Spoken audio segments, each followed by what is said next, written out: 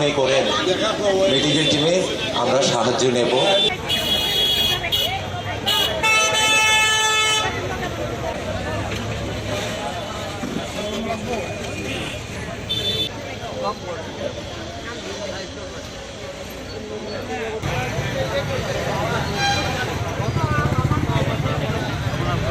উদ্যোগ গ্রহণ করেছে।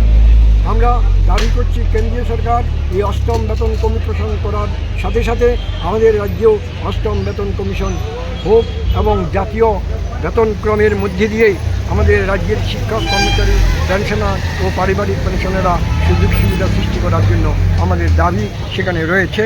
আমাদের অষ্টম কমিশনের যারা হবে তাদের কাছে আমাদের এই দাবি থাকবে।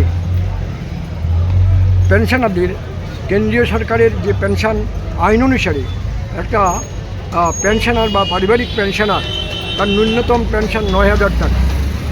আমরা দেখছি আমাদের এই রাজ্যে ন্যূনতম পেনশন ৮,০০০ টাকা, কিন্তু ১৯৭২ সালের যে পেনশন আইনের মোতাবেক আমরা এই পেনশন চলে, সেখানে দেখা যাচ্ছে সেই আইনের মধ্যেও আমাদের রাজ্য সরকার সেখানে ঠিকভাবে পালন করছেন না। আমরা দেখেছি কেন্দ্রীয় সরকারের পেনশনাররা ন্যূনতম ৯,০০০ টাকা পাচ্ছেন, অথচ একই আইনের বলে আমাদের রাজ্যের সরকার পেনশন দিচ্ছেন মাত্র ৮,০০০ টাকা। এখানেও বঞ্চিত করা হচ্ছে। আমাদের বক্তব্য পরিষ্কার যে ১৯৭২ সালের পেনশন আইন যেহেতু আমাদের রাজ্যসভার অধিগ্রহণ করেছেন, সেই আইন অনুসারে এই কেন্দ্রীয় সরকারের পেনশনার ও পারিবারিক পেনশনারদের ন্যায় আমাদের রাজ্যের পেনশনার ও পারিবারিক পেনশনারদের ন্যূনতম পেনশন ৯,০০০ টাকা করতে হবে, এই দাবি আমাদের রয়েছে। এছাড়া কমিশন আছে। আমরা লক্ষ্য করেছি পেনশনের পর পেনশনারদের কমিশন করা হয়, তার পেনশন থেকে সে টাকাটা কেটে নেওয়া হয়। সেখানে সময়সীমা ১৫ বছর, কিন্তু দেখা গেছে যে সেখানে ১২ বছরই সেই সময়সীমা শেষ হয়ে যায়, আরও ৩ বছর বেশি সেখানে কেটে নেওয়া হচ্ছে।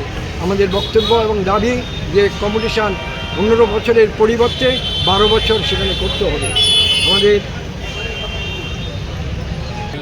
আমরা লক্ষ্য করেছি যে আমাদের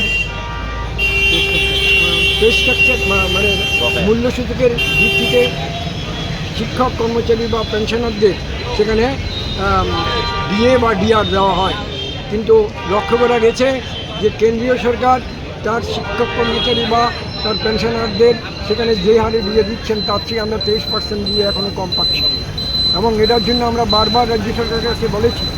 আমরা সেই জিনিসগুলি তুলে ধরার চেষ্টা করেছি, কিন্তু আমাদের এই বকেয়া দিয়ে এখনও মঞ্জুর করা হয়নি, এখন সেখানে আমাদের বঞ্চিত করা হচ্ছে। আপনারা নিশ্চয়ই এটা জানেন যে দীর্ঘ লড়াইয়ের মধ্যে দিয়ে সপ্তম বেতন কমিশন সেখানে যারা ২৫ বছর চাকরি পূর্ণ করবেন তাদেরকে ফুল পেনশন বেনিফিট দেওয়ার কথা, কিন্তু দেখা গেছে যে ২০০৬ সাল থেকে ২০০৮ সালের মধ্যে যারা রিটায়ারমেন্ট গেছেন ২৫ বছর চাকরি করে, তাদেরকে ২৫ বছর পূর্ণ পেনশন দেওয়া হচ্ছে না। এই নিয়ে আমাদের পেনশনার এবং আমাদের সংগঠন আদালতের দ্বারস্থ আমরা হয়েছিলাম, এবং আগরতলা হাইকোর্টের সিঙ্গেল বেঞ্চ এবং সেখানে পেনশনারদের যারা ২৫ বছর পূর্ণ করেছেন তাদেরকে সেখানে ফুল পেনশন দেওয়ার কথা বলেছেন, কিন্তু রাজ্য সরকার সেটা দিচ্ছেন না। আমরা আবার ডাবল বেঞ্চে গিয়েছি হাইকোর্টের, সেখানেও একই রায় দেওয়া হয়েছে, এবং স্পষ্টত সেখানে হাইকোর্ট বলে দিয়েছিলেন ৩ মাসের মধ্যে এই সমস্যার সমাধান করতে হবে, যারা ফুল পেনশন পাচ্ছেন না তাদেরকে সেটা দিয়ে দিতে হবে।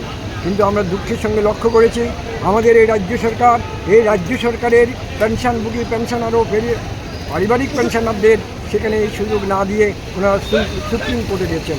আমরাও সমিতির পক্ষ থেকে এই পেনশনার ও পারিবারিক পেনশনারদের সেখানে রক্ষা করার জন্য, তার অধিকার রক্ষা করার জন্যে আমরা সেখানে কন্টেস্ট করেছি।